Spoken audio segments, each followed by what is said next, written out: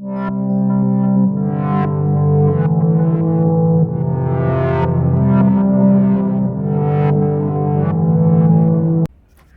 hi, this is Manu Nagoria, your tutor of NTA UGC Net English, and today we are going to discuss about PB Shelley. Okay, PB Shelley. PB Shelley was a late romantic poet.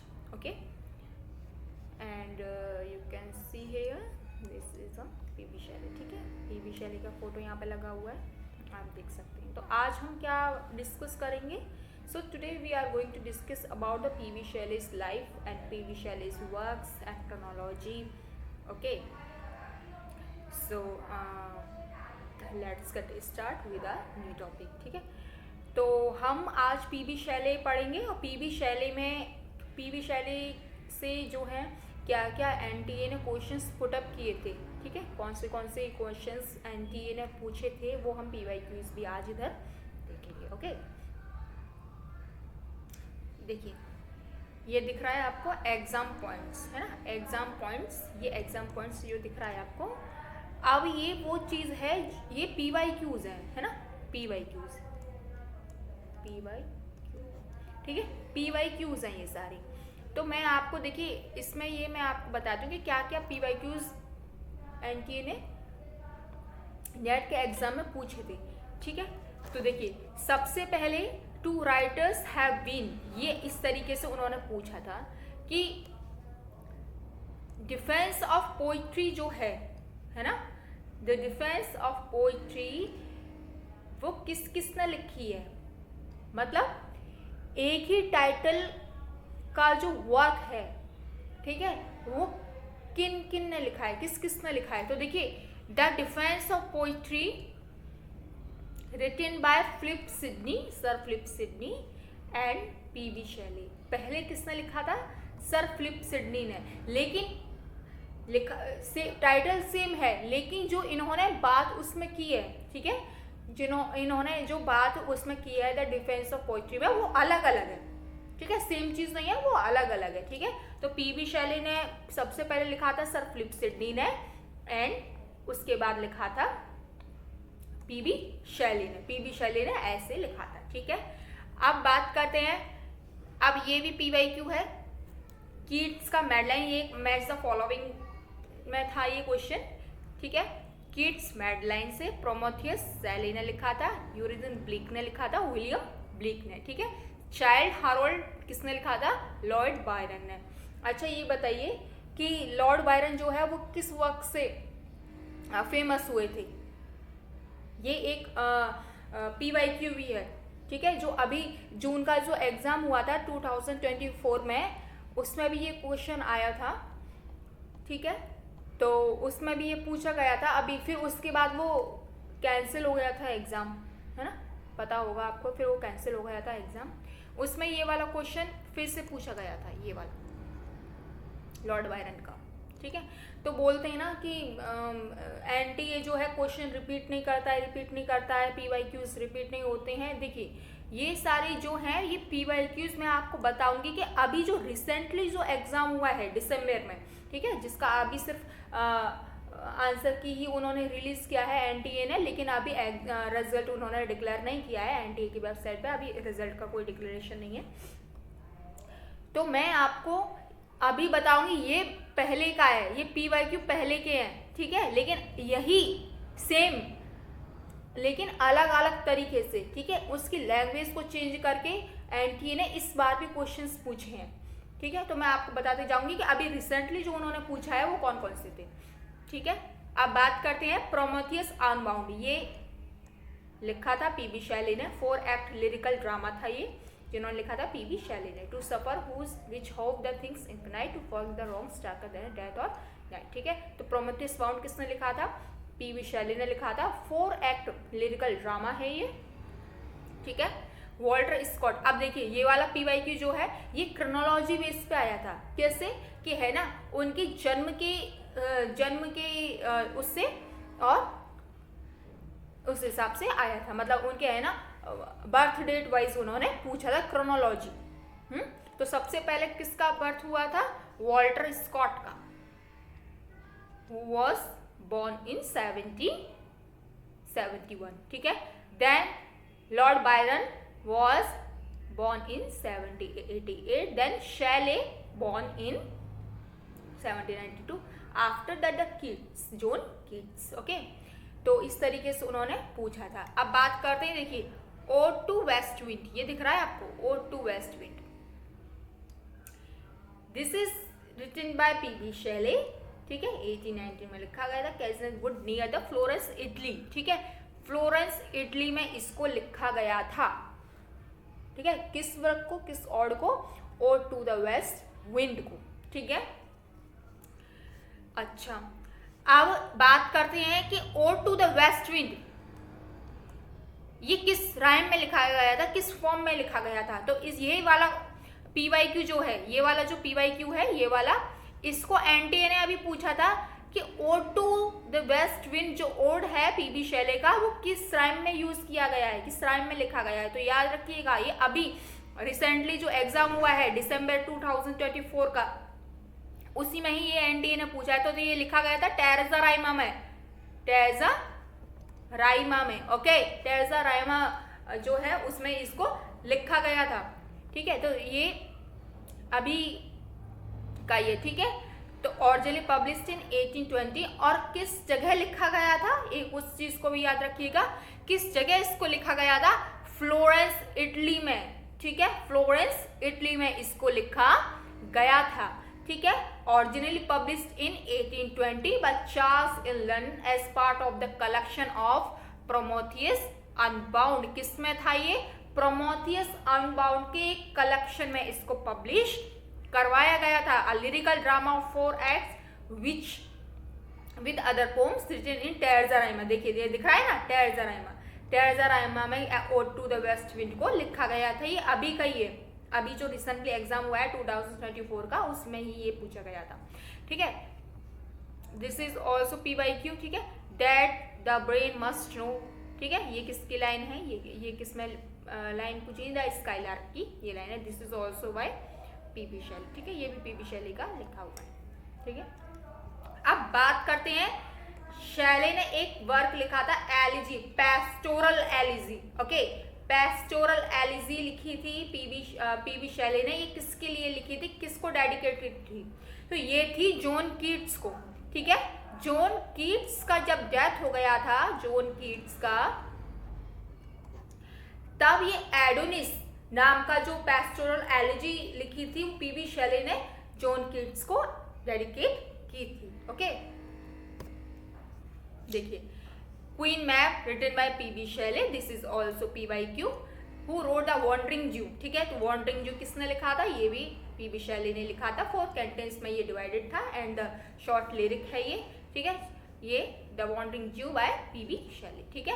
अब बात करते हैं, ये दिख रहा है आपको PYQ, PYQ ये रहा, इसमें वर्ड्सवर्थ के, शेले के और बायरन और कीट्स के, इसमें ये वर्क पूछे गए थे। कौन से वर्क, अनफिनिश्ड वर्क, ठीक है। तो याद रखिएगा, वर्ड्सवर्थ का जो अनफिनिश्ड वर्क था वो था द रिक्लूज।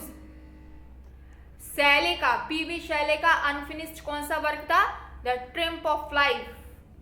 बायरन का कौन सा था, लॉर्ड बायरन का डॉन जुआन, कौन सा था, डॉन जुआन, ठीक है। कीट्स का कौन सा था, जॉन कीट्स का हाइपेरियन।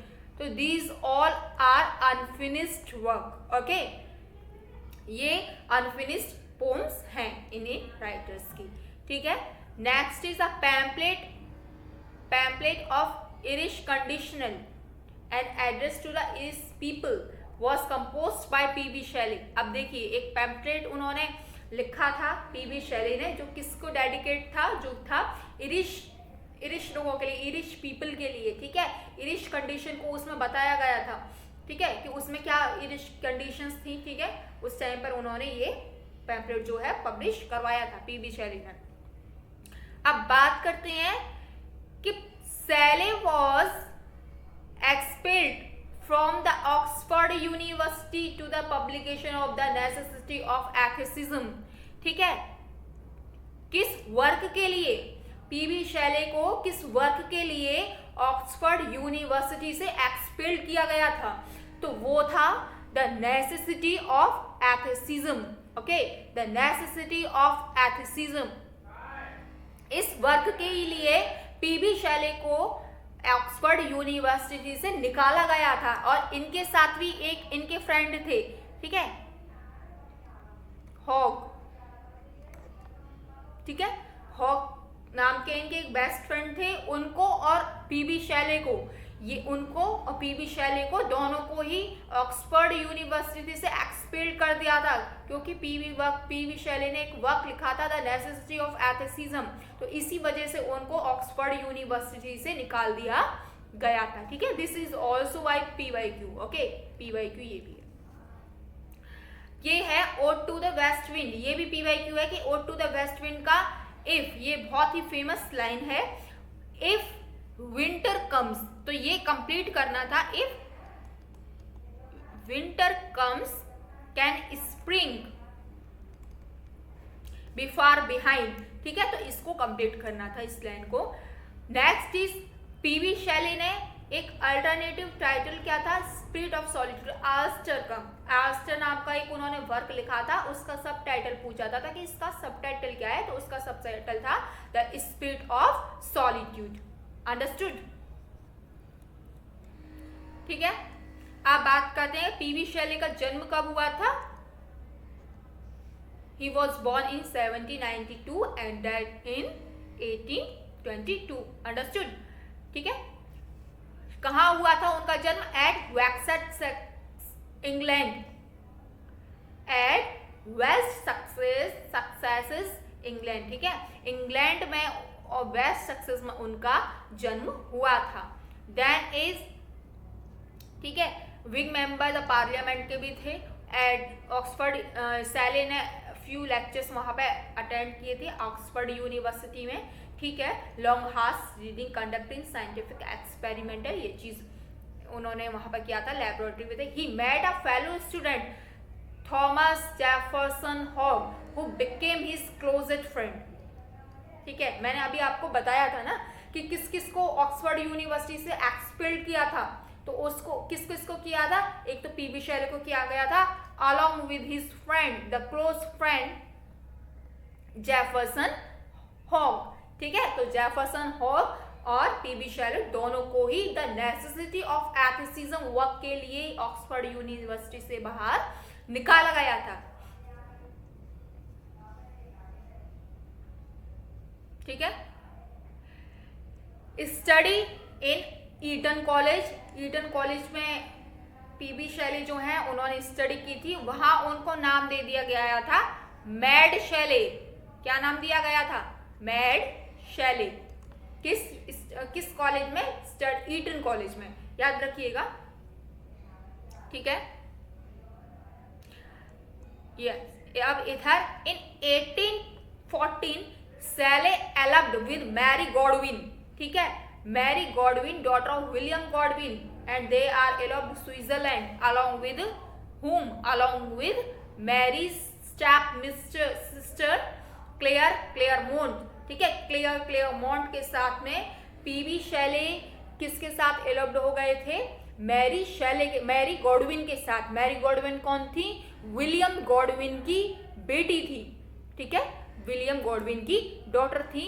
और पीबी शैले जो है, पीबी शैले कौन थे?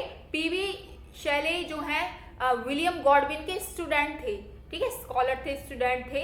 जब वो पढ़ने जाया करते थे विलियम गॉडविन के यहाँ पर, विलियम गॉडविन के पास, तो मैरी शैले से वो प्यार में पड़ गए थे। He fall in love with Mary Shelley. ठीक है, उसके बाद पीबी शैले ने मैरी शैले को एलोप कर लिया था, मतलब दोनों ने भाग कर शादी कर ली थी। ठीक है, विलियम गॉडविन की डॉटर मैरी गॉडविन ने। ठीक है, और वो किसके साथ कहाँ पर गए थे? वो दोनों वो गए थे स्विट्जरलैंड में एलोप हुए थे। किसके साथ? और कौन था उनके साथ में? उनके साथ में थी उनकी एक स्टेप सिस्टर, मैरी गॉडविन की स्टेप सिस्टर थी, जिसका नाम था क्लेयरमोंट। ठीक है, इन 1816 farmer wife Harriet Westbrook committed suicide bye drowning herself, ठीक है। और 1816 में शैले की जो फर्स्ट वाइफ थी, पीबी शैले की जो फर्स्ट वाइफ थी हैरियट वेस्टब्रुक, उन्होंने सुसाइड कर लिया था। कैसे? डूबकर वो सुसाइड उन्होंने कर लिया था, ठीक है। Shelley married Mary and Mary gave birth to a son and a daughter and both died permanently, ठीक है।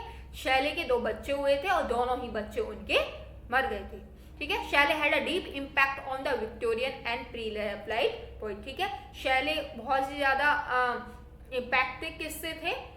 विक्टोरियन सोसाइटी से, विक्टोरियन टाइम से और प्री-रैफलाइट पोएट से, प्री-रैफलाइट के जो थे फेमस जो पोएट थे वो कौन थे? डीजी रॉसेटी, ठीक है, याद रखिएगा। Who was the founder of the pre-Raphaelite poet? DG Rossetti, okay, याद रखिएगा। डीजी रॉसेटी प्री-रैफलाइट के कौन थे? फाउंडर थे, प्रोमिनेंट फिगर, ओके। इन 8 जुलाई, ठीक है, 8 जुलाई को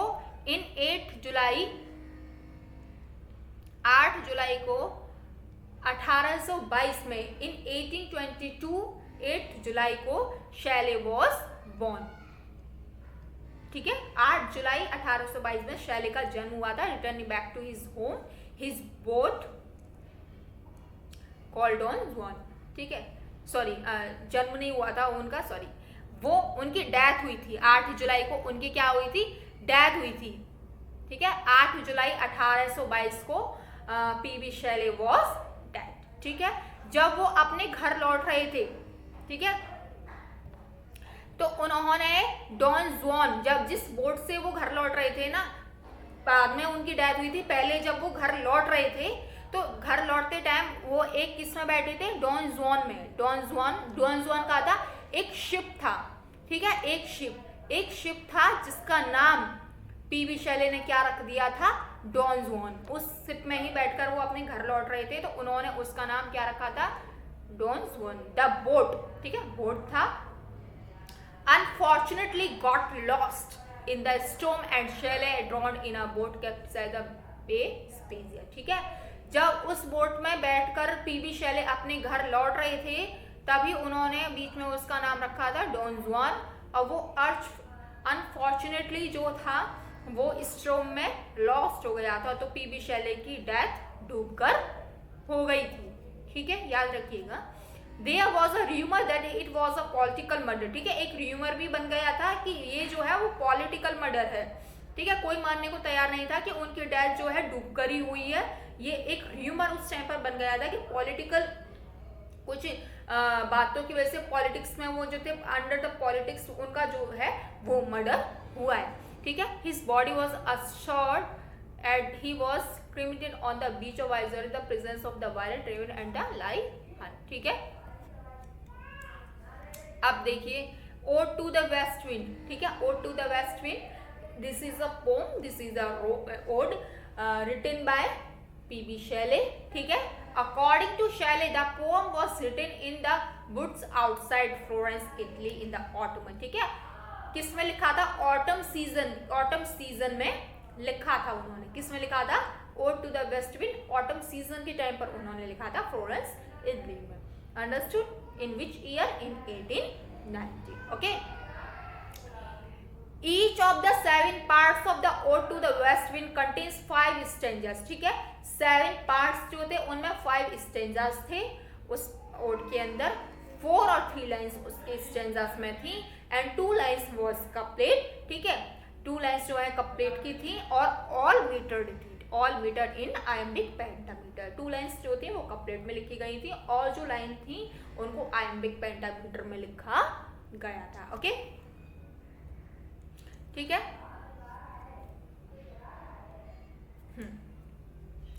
अब बात करते हैं the revolt of Islam. This is also by PB Shelley which was published in 1818, ठीक है।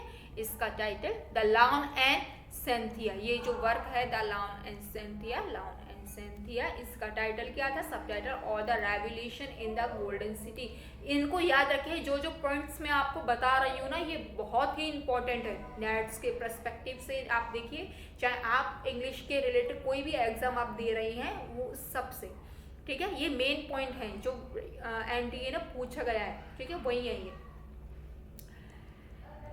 A vision of the 19th century, ठीक है, Prometheus Unbound, written by whom? Written by PB शेले।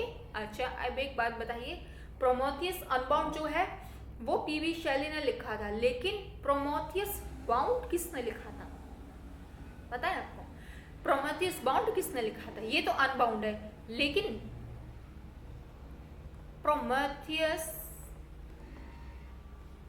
Bound किसने लिखा था? प्रोमेथियस बाउंड लिखा था Elizabeth Barrett browning ने, ठीक है, who was a wife of Robert browning, ठीक है। तो याद रखिएगा किसने लिखा था ये, एलिजाबेथ बैरेट ब्राउनिंग ने, ओके, ब्राउनिंग ने ये लिखा था, ठीक है। प्रोमेथियस अनबाउंड पीबी शेले ने लिखा था, और प्रोमेथियस बाउंड रॉबर्ट ब्राउनिंग की वाइफ एलिजाबेथ बैरेट ब्राउनिंग ने लिखा था। तो कंफ्यूज मत होइएगा, काफी लोग इसमें कंफ्यूज हो जाते हैं कि सेम टाइटल है, ठीक है, सेम टाइटल नहीं है। Prometheus Unbound by PB Shelley and Prometheus Bound by Elizabeth Barrett Browning, ठीक है। Next is the Sensi. This is the worst tragedy written by P.B. Shelley, which was published in 1890. ठीक है, ये एक worst tragedy थी the Sensi, ठीक है। ये भी PYQ था, ये PYQ था कि P.B. Shelley की worst tragedy कौन सी, उसमें नाम दिया गया था और उसमें से ऑप्शंस राइट जो था वो उसको सिलेक्ट करना था, ठीक है। The Sensi, okay, the Sensi is a tragedy which was divided in 5 acts. This was drama in 5 acts by P.B. Shelley. Shelley written in the summer. इसको कब लिखा था, कौन से सीजन में लिखा गया था? समर सीजन में इसको लिखा गया था 1819. Inspired by a real Italian family, the House of Sensi. ठीक है, किससे इंस्पायर हुए थे ये? रियल इटालियन फैमिली थी जब इसको लिखा गया था, उनसे इंस्पायर होकर, उस फैमिली से इंस्पायर होकर उन्होंने इसको ट्रेजेडी को लिखा था, ठीक है। पीबी शेले जो थे वो एथिसिज्म से बहुत अट्रैक्ट थे, ठीक है। एथिसिज्म आपने देखा हो, थीम्स जो है वो इंसेक्ट्स और एथिसिज्म को उन्होंने ज्यादा यूज किया है, ठीक है। The play consisted of the Iago like account of the inner suffering of Beatrice, ठीक है, ये भी उनका वो है। जूलियन एंड मडालो लिखा गया था 1818 में, ठीक है। द मैस्क्यू ऑफ अनार्की, ठीक है, ये इन्होंने लिखा था। Inspired by the news of massacre of Peterloo, ठीक है, मैस्करेज ऑफ पीटरलू की न्यूज मिली थी उनको इन 1819 में, तब उसके बाद, इस न्यूज के बाद, ठीक है, मैस्क्यू ऑफ पीटरलू जब हुआ था, उस न्यूज के बाद उन्होंने the Masque of Anarchy PB Shelley ने लिखा था, ठीक है। अब ये वर्क्स हैं पीबी शेले के जो बहुत ही इंपॉर्टेंट है, मोस्ट इंपॉर्टेंट, ठीक है, इनके टाइटल आपको याद रखने चाहिए, ठीक है।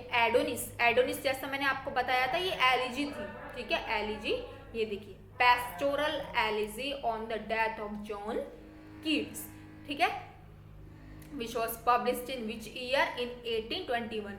अब बताइए 1821 में क्या हुआ था?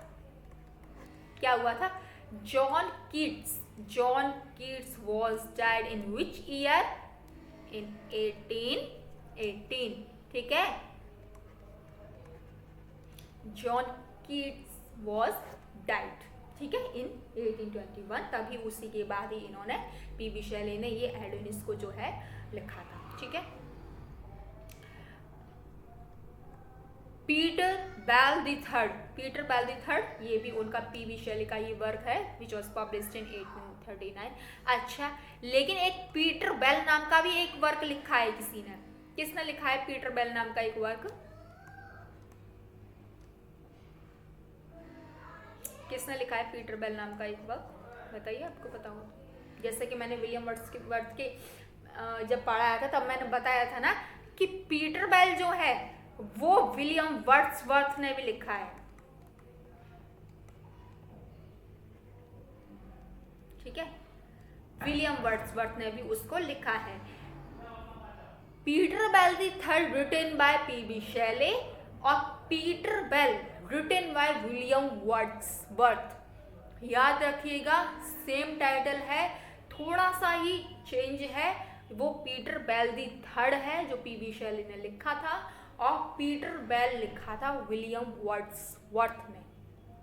ओके, इसको याद रखिएगा। This is a very important to remember these things, okay, and try to connect things with other things. It helps to connect the chronology, ठीक है, memorize the other things, है ना। एक आदत बनाइए कि आप, है ना, चीज़ों को किसी दूसरी चीज़ों से, अदर थिंग्स से आप उसको जोड़े। ये आपको क्या करता है, ये आपको मेमोराइज करता है चीज़ों को याद रखने में, ठीक है। जैसे कि पीटर बेल, ठीक है, मैंने बोला कि Peter Bell the third, Peter Bell the third, तो अभी आपके माइंड में फट जाएगा पीबी शेले ने भी लिखा था, लेकिन पीटर बेल एक ने भी लिखा था। वो कौन से राइटर थे? वो भी रोमांटिक पोइट थे, ठीक है, रोमांटिक एज के पोइट थे। वो विलियम वर्ड्सवर्थ ने लिखे थे, ठीक है। तो ये चीज़ें याद रखने की जरूरत है, ठीक है। अब ये लिरिक्स जो लिखे थे पीबी शेले ने, to a skylark written by PB Shelley, then the cloud, the Indian surrender, the music when soft voice died on a faded violet, then is tonight, word or life or time, lines among the Usen hills, ठीक है। तो this is all by written by whom? PB Shelley, ठीक है। Ode to the West Wind, ठीक है, Ode to the West Wind ये है, देखिए, published in 1820, ठीक है। Passionate innovation, spirit of West Wind, जैसा मैंने आपको बताया था, ठीक है, वही चीज़ इसमें रिपीट है इधर। टेम्प ऑफ लाइफ, ये क्या था? ये मैंने बताया था ना आपको, unfinished, this is unfinished work, ठीक है। This is also asked in NTA, एक्स्ड बाय इन एनटीए, ठीक है। एनटीए ने भी इसको पूछा था। देखिए, अनफिनिश्ड विजनरी पोम, ठीक है, इन टेरेसा राइमा, ठीक है, strongly influenced by Dante's Inferno Petrarch's transform, ठीक है। किनसे इन्फ्लुएंस थे इस वर्क को लिखने के लिए? दांतिक इन्फर्नो और पेट्रा के टर्म, ठीक है। फिर इनका एक प्रोज वर्क था जिसका नाम था जस्तुर्जी, जस्तुर्जी रिटन बाय पीबी शेले, ठीक है। ये इनका प्रोज वर्क था, द जस्तुर्जी, ठीक है। द डिफेंस ऑफ पोइट्री, ठीक है, डिफेंस ऑफ पोइट्री इन्होंने लिखा था। और किसने लिखा था डिफेंस ऑफ पोइट्री? बताया था ना आपको, फिलिप सिडनी ने भी लिखा था, ठीक है। ये एक ऐसे था, और इसको कहाँ लिखा गया था? रिटेन एट पीसा, पीसा में इसको लिखा गया था। पब्लिश्ड इन 1814, ठीक है। Retain in which year? In 1821, इन 1821 में इसको लिखा गया था। At which place? At Pisa, okay, Pisa में इसको लिखा गया था। It was begin a light hearted reply to friend Peacock magazine article the 4 ages of poetry. ये जो वर्क इन्होंने लिखा था, द डिफेंस ऑफ पोइट्री, ये किसके रिप्लाई में लिखा था? ये रिप्लाई में लिखा था इनके एक फ्रेंड थे, लव पीकॉक। लव पीकॉक ने एक जो था आर्टिकल पब्लिश करवाया था, आर्टिकल लिखा था, एक मैगजीन थी, तो उसमें तो ये जो वर्क लिखा था, तो द 4 एजेस ऑफ पोइट्री के रिप्लाई में ही, ठीक है, द 4 एजेस ऑफ, ये भी PYQ है, दिस इज ऑल्सो PYQ। इन्हीं सारे वर्क्स में आपको मैं मेन पॉइंट्स हैं, इनमें मैं बता दूंगी कि इसमें से क्या क्या पूछा है। जो मैंने अभी तक आपको पढ़ाया है, जितना डिस्कस किया है, ये सारे PYQs हैं। और ये ऐसा नहीं है कि अभी अपनी पूछी आएंगे, अभी भी इसमें से पूछा गया है, दिसंबर में पूछा गया था, जून में पूछा गया था, ठीक है, ये रिसेंटली वाले हैं, ठीक है। तो ये भी पूछा गया था, ये वाला, ठीक है, ये जो था द डिफेंस ऑफ पोइट्री, ये किसके रिप्लाई में लिखा था पीबी शेले ने? तो ये लिखा था किस वर्क के रिप्लाई में लिखा था? द 4 एजेस ऑफ पोइट्री, ठीक है, ठीक है। So I think this is fair enough for today, so we will continue with John Keats by tomorrow, ठीक है। कल से हम जॉन कीट्स को डिस्कस करेंगे, उनकी लाइफ ऑन वर्क्स के बारे में पढ़ेंगे, क्रोनोलॉजी के बारे में पढ़ेंगे, और कल जो भी आपको पूछना हो या कुछ भी आपके जो क्वेश्चंस हो, आप कमेंट सेक्शन में लिख सकते हैं और मेरे से पूछ सकते हैं, ठीक है। So thank you so much, stay tune with me and keep learning.